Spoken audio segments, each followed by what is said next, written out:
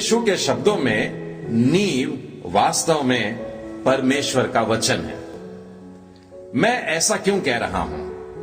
मत्ती रचित सुसमाचार के 7वें अध्याय से मैं आपको यह बात स्पष्ट करके बताता हूं। प्रभु यीशु ख्रिस्त ने जो पहाड़ी उपदेश दिए, ये हमें मत्ती के 5वें, 6वें और 7वें अध्याय में मिलते हैं। इनमें प्रभु यीशु ने अलग अलग मूल सिद्धांतों को जो मसीह जीवन के लिए आवश्यक है, इन पर शिक्षाएं दी। और जब इस उपदेश का समापन हो रहा था, तब उन्होंने एक दृष्टांत बताया जिसमें एक बुद्धिमान और एक मूर्ख व्यक्ति है जो मकान बनाते हैं। और बुद्धिमान मनुष्य जो है, उसके बारे में लिखा है कि उसने चट्टान पर अपने घर की नींव डाला। और दूसरा व्यक्ति जो है, वो मूर्ख व्यक्ति है, उसने अपने मकान को बालू पर बना दिया। अब जब बारिश आई और पानी बढ़ा और बाढ़ आई, लहरें आकर के मकान से टकराने लग गई, उस समय क्या होता है कि जिस व्यक्ति ने अपना मकान चट्टान पर बनाया था, उसका मकान स्थिर रहता है, बिल्कुल नहीं हिलता।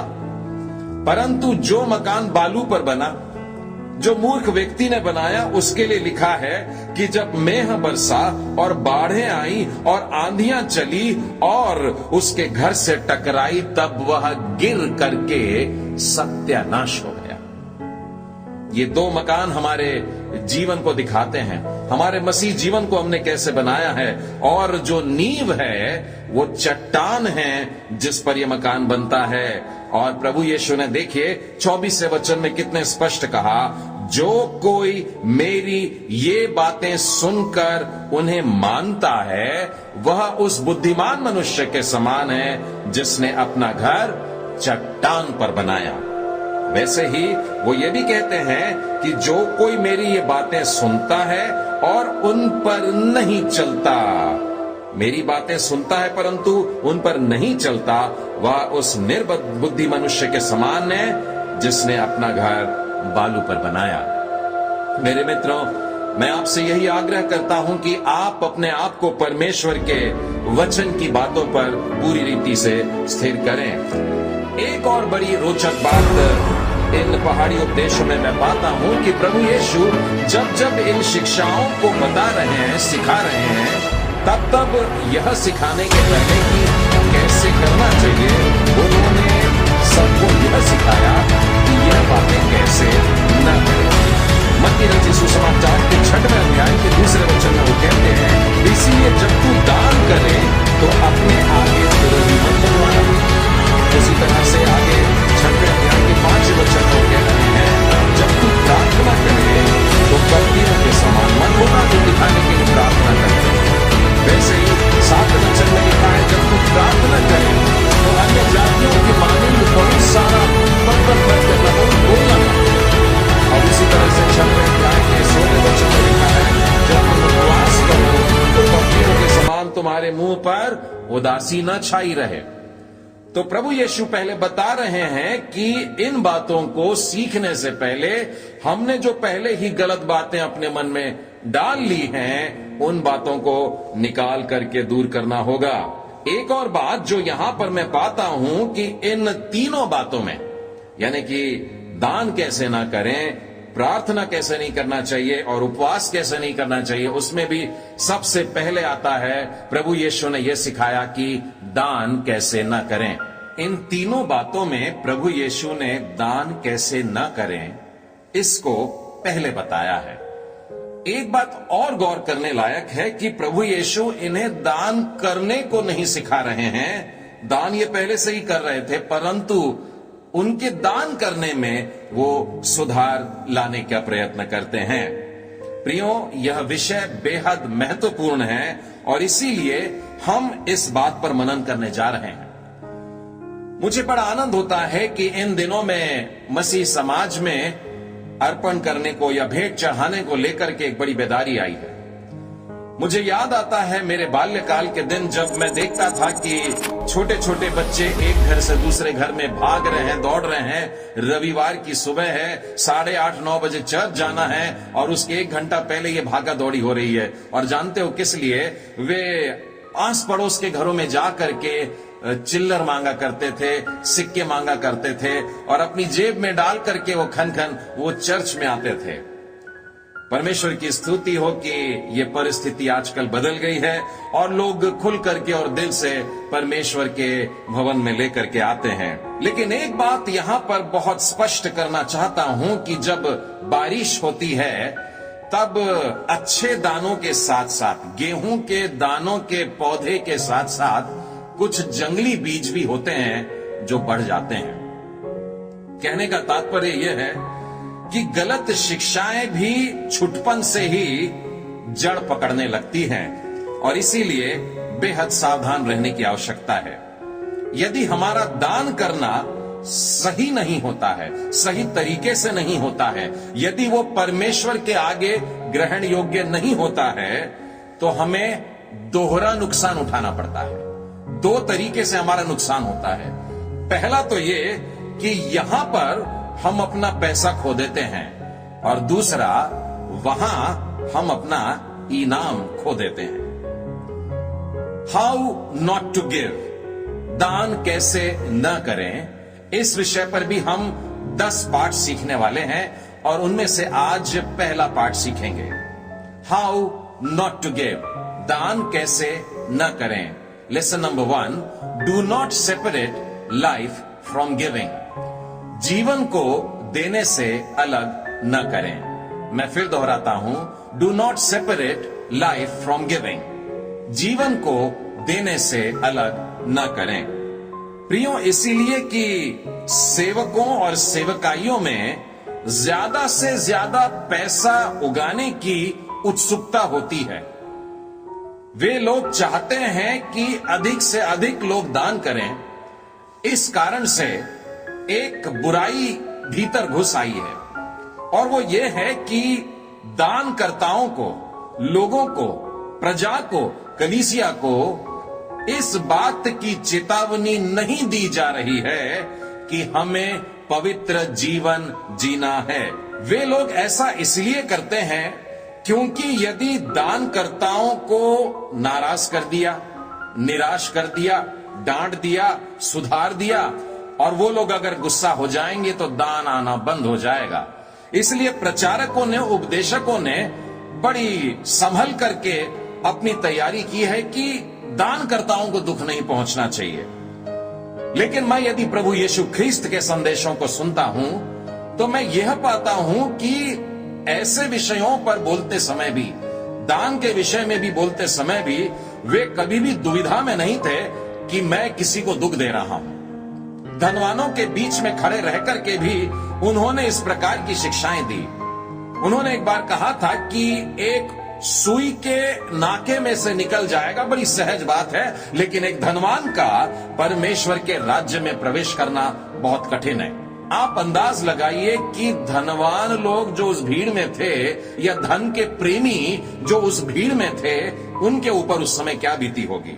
परंतु मेरे मित्रों, प्रभु यीशु ने यह वाक्य जो कहा, ये उनकी भलाई के लिए था, क्योंकि ये अनंत सच्चाई है। बाइबल हमें सिखाती है कि पवित्र जीवन और ग्रहण योग्य दान, इनको अलग नहीं कर सकते, ये दोनों साथ साथ चलते हैं। मैं फिर दोहराता हूं, बहुत जरूरी वाक्य है कि हमारे दान जो हम करते हैं वो परमेश्वर के आगे ग्रहण योग्य ठहरे। इसके लिए हमारा जीवन का पवित्र होना, शुद्ध होना बहुत जरूरी है। यिर्मयाह की पुस्तक के 6वें अध्याय में ले चलता हूं। 19 और 20 वचन में यूं लिखा है, हे पृथ्वी सुन, मतलब सारे लोग सुनो, देख कि मैं इस जाति पर वह विपत्ति ले आऊंगा जो उनकी कल्पनाओं का फल है, क्योंकि इन्होंने मेरे वचनों पर ध्यान नहीं लगाया, मेरी बातों को नहीं सुनते हैं, मेरी आज्ञाओं को नहीं मानते हैं और मेरी शिक्षा को इन्होंने निकम्मी जाना है। परमेश्वर लोगों के साथ में क्रोधित होकर के ये कह रहा है। 20वें वचन में लिखा है, मेरे लिए जो लोबान शबा से और सुगंधित नरकट जो दूर देश से आता है, इसका क्या प्रयोजन है। तुम्हारे होम बलियों से मैं प्रसन्न नहीं होता हूं और न तुम्हारे मेल बलि मुझे मीठे लगते हैं। परमेश्वर की व्यवस्था और वचन का इनकार करके वे लोग परमेश्वर के सामने महंगे महंगे उपहार लेकर के आते हैं। गलत काम कर दिए, अब परमेश्वर नाराज है। परमेश्वर को प्रसन्न करने के लिए होम बलि चढ़ा रहे हैं, मेल बलि चढ़ा रहे हैं। परमेश्वर से कोई भी बात छिपी हुई नहीं है। वो डांटता है, कहता है, मेरी बातों को नहीं मानते, मेरी शिक्षा को पसंद नहीं करते और मुझको लाकर के ये सब चढ़ाते हो, मुझे ये सब बिल्कुल पसंद नहीं है।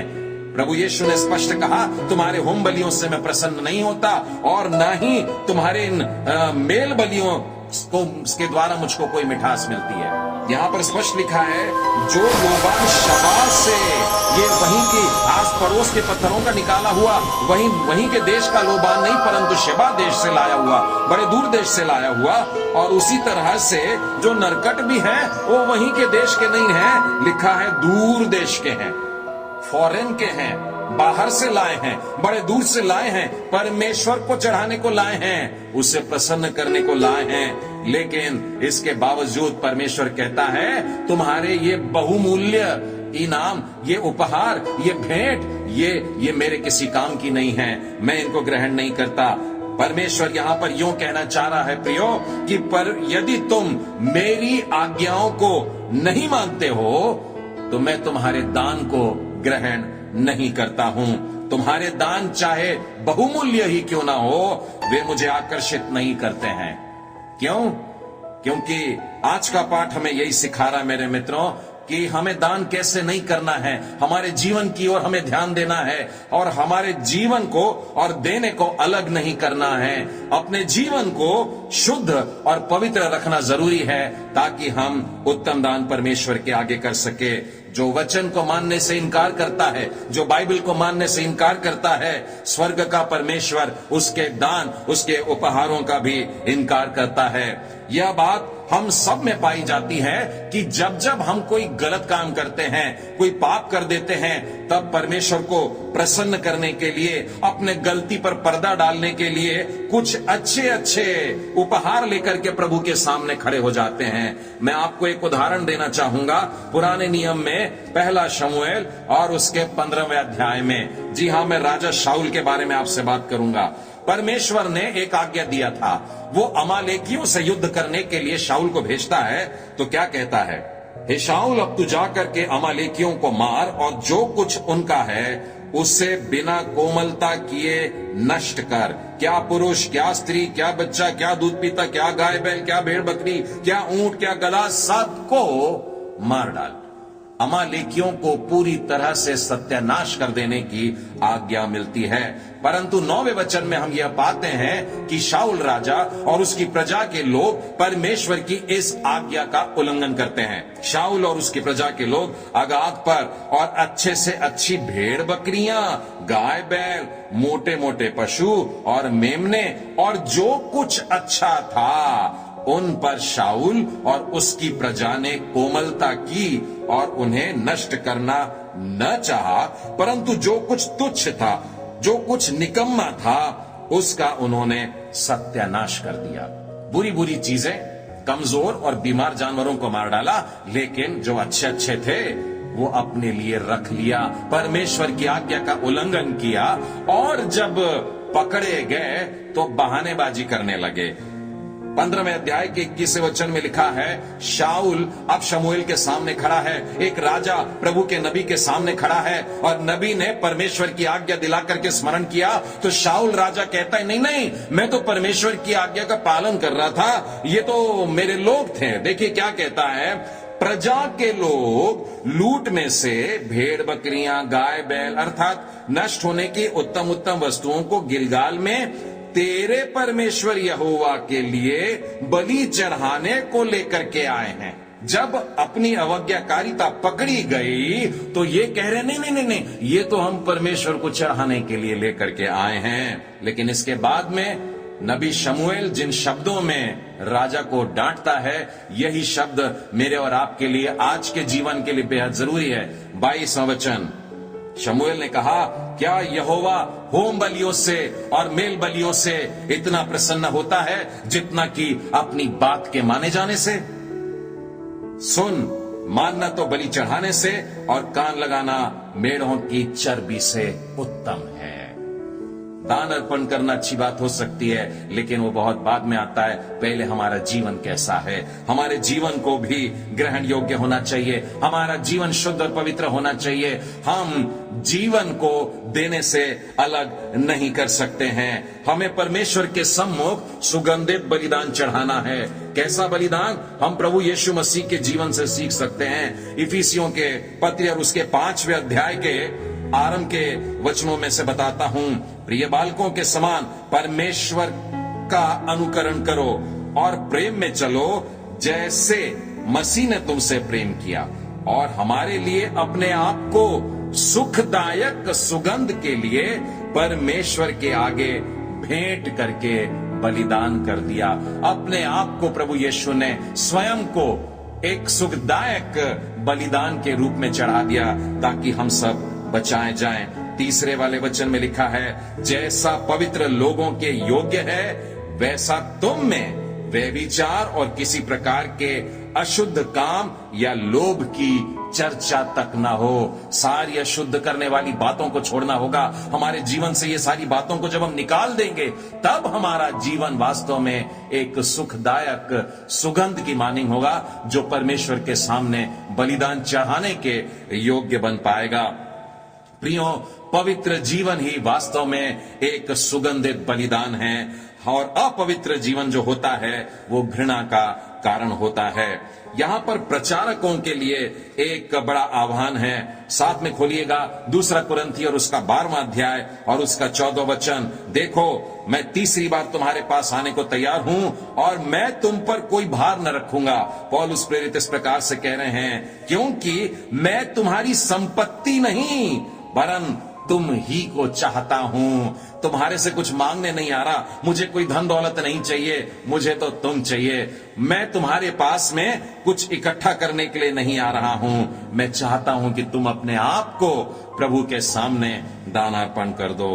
प्रियो, ऐसे प्रचारों के कारण ही विश्वासियों ने अपनी प्राथमिकता को सही की है।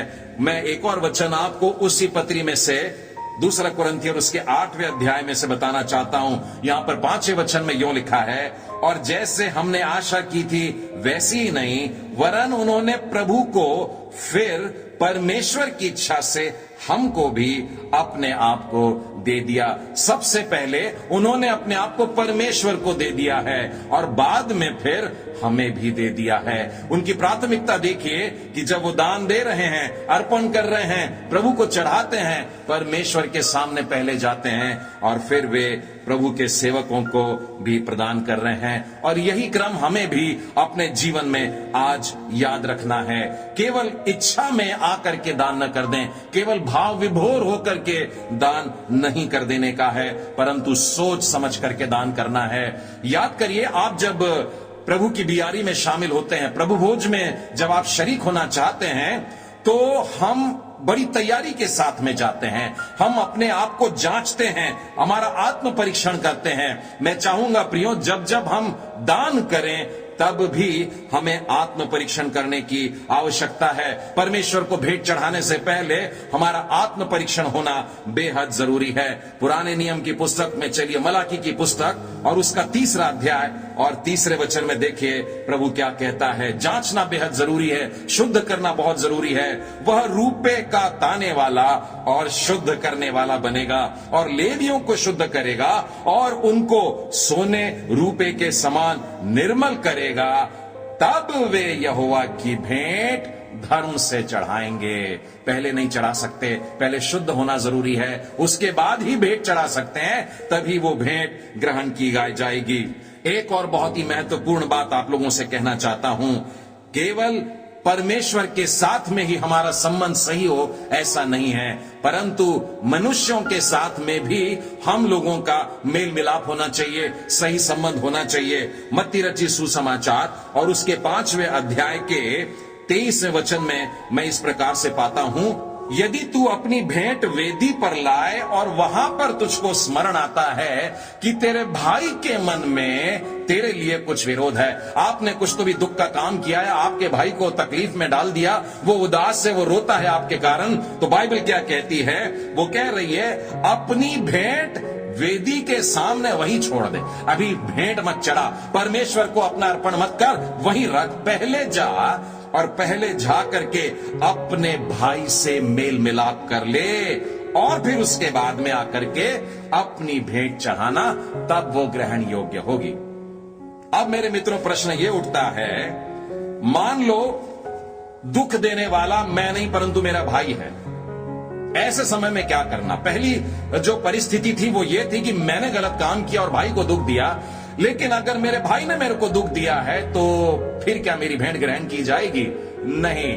बाइबल तब भी जाती है कि आप फिर से पहल करें। मेरे साथ में खोलिएगा मत्ती रचित सुसमाचार और उसका 18वां अध्याय और उसके 15वें वचन में यहां पर यह लिखा है, यदि तेरा भाई तेरे विरुद्ध अपराध करे, गलत काम अब उसने किया है, तो जा और अकेले में बातचीत करके उसे समझा, उसके साथ सुलह कर, उसके साथ मेल मिलाप कर। चाहे गलती तेरी हो या तेरे भाई की हो, लेकिन अगर तुम में मन मुटाव है तो तुम्हारी भेंट परमेश्वर के सामने ग्रहण नहीं की जाएगी। दोनों परिस्थितियों में हमारी जिम्मेदारी है कि हम पहल करें और जाकर के मेल मिलाप करें। यदि यह सत्य आज कलीसिया में स्थापित हो जाएगा मेरे मित्रों, तो हमारी कलीसिया में आज धनवानों की बजाय धर्मियों की भीड़ होगी, और यही आज की आवश्यकता है। प्रियो, पहला तीमुथियुस उसके 6वें अध्याय में से और उसके 10वें वचन में से बताना चाहता हूं कि किस प्रकार परमेश्वर पर विश्वास करने वाले लोग बहक जाते हैं। लिखा है, रुपये का लोभ सब प्रकार की बुराइयों का जड़ है, जिसे प्राप्त करने का प्रयत्न करते हुए बहुतों ने विश्वास से भटक कर अपने आप को नाना प्रकार के दुखों से छलनी बना लिया है। अपने विश्वास से भटक गए हैं और अपना ध्यान पैसों पर लगाया है। वे शुद्ध मन के नहीं हैं। हमें चाहिए कि हम प्रभु के सामने जब भेंट लेकर के आते हैं तो शुद्ध और पवित्र रहें, ताकि हमारी भेंट ग्रहण की जाए। अब प्रश्न ये उठता है कि क्या परमेश्वर केवल सिद्ध लोगों से ही भेंट लेता है? क्या केवल पवित्र लोगों के द्वारा ही भेंट लेता है? बाइबल तो कहती है कोई सिद्ध नहीं, एक भी नहीं, कोई धर्मी नहीं, एक भी नहीं। तो फिर हम क्या करें? प्रियो, मेरा आग्रह है, आपसे बड़ी नम्रता पूर्वक कहता हूं, पश्चाताप के साथ परमेश्वर के सम्मुख आएं, पाप अंगीकार करें और प्रभु के सामने उससे कहें कि प्रभु, मैंने अपने जीवन में तुझको दुख देने वाले बहुत से काम किए हैं। मैंने मनुष्यों के बीच में रहते हुए दुख देने वाले बहुत से ऐसे काम किए हैं, अपनों के साथ भी, गैरों के साथ में, पड़ोसियों के साथ में भी। और जहां जहां संभव है मित्रों, प्रभु के सामने पहुंचने से पहले ही मेल मिलाप कर लें। जब हम अपने जीवन को शुद्ध और पवित्र रखते हैं, केवल तभी हमारी भेंट ग्रहण की जाती है। हाउ नॉट टू गिव, दान कैसे न करें। Do not separate life from giving, जीवन को देने से अलग न करें। आइए हम प्रार्थना करें। सर्वशक्तिमान प्रेमी परमेश्वर, आज के पवित्र वचनों के द्वारा आपने हम में से प्रत्येक से बातें की है और बेहद जरूरी बात हम पर आज प्रकट आपने की प्रभु, और बताया है कि तुम्हारे बहुमूल्य से बहुमूल्य, महंगे से महंगे भी भेंट मेरे लिए कोई महत्व नहीं रखते, जब तक कि हमारे जीवन में शुद्धता ना हो, पवित्रता ना हो, जब तक कि हमने आपस में एक दूसरे को क्षमा नहीं किया है। आपके इस पवित्र वचन के लिए धन्यवाद देते हैं। हे प्रेमी परमेश्वर पिता, इन सुधारने वाली शिक्षाओं के लिए धन्यवाद। हमें लगातार नम्रता पूर्वक इन वचनों को ग्रहण करने में सहायता करिए। प्रार्थना प्रभु यीशु के नाम में मांगते हैं, सुनो ग्रहण कर, आमीन। परमेश्वर पिता आप सबों को आशीष दे।